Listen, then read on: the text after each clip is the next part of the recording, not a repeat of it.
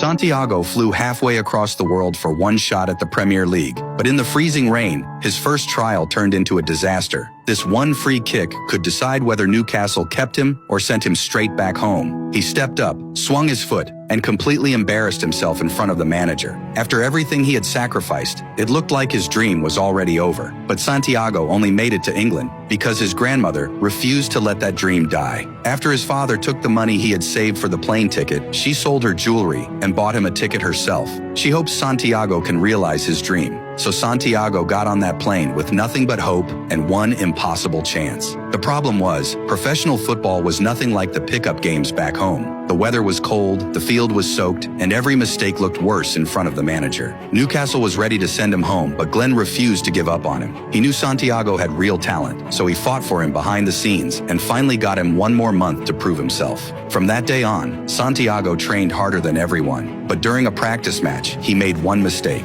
He tried too hard to prove he was special. He beat defenders one by one and tried to carry the whole play himself. The manager stopped him and made one thing clear.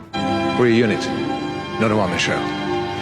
The name on the front of the shirt is more important than the one on the back. Santiago took those words seriously. He began learning how to work with the team, rather than just playing for himself. Soon, his efforts paid off. His name finally appeared on the team sheet. Before the match, he secretly used his inhaler. He had been hiding his asthma because he was afraid Newcastle would send him home. But then, the inhaler slipped from his hand and one teammate stepped on it, crushing it. Once the match started, Santiago could barely breathe. Every sprint felt heavier, every challenge felt harder, and the chance he had fought for started falling apart. The manager pulled him off early. Santiago didn't explain or blame anyone. He just packed his bags and prepared to leave England. On the way to the airport, he ran into Gavin, Newcastle's biggest star. Gavin could tell something was wrong, and after hearing the truth about the asthma and the broken inhaler, he went straight to the manager. He asked him to give Santiago one more chance. This time, the manager didn't throw Santiago out. He got him proper medical help and let the team doctor take care of him. For the first time, Santiago didn't have to hide his problem anymore. And once he had the right support, everything changed.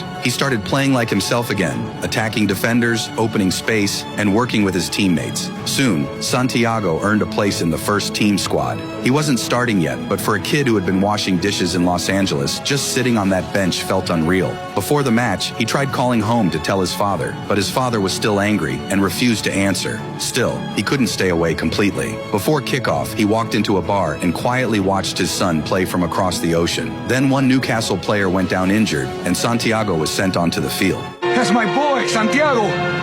I'm his father. Santiago didn't waste the chance. He drove straight at the defense, pushed into the box, and forced the defender to bring him down. Newcastle won a penalty. Gavin stepped up, sent the keeper the wrong way, and buried the shot. The stadium exploded, and across the ocean, Santiago's father shouted his son's name like he had been waiting his whole life for that moment. For once, he wasn't telling Santiago to give up. He was proud, really proud.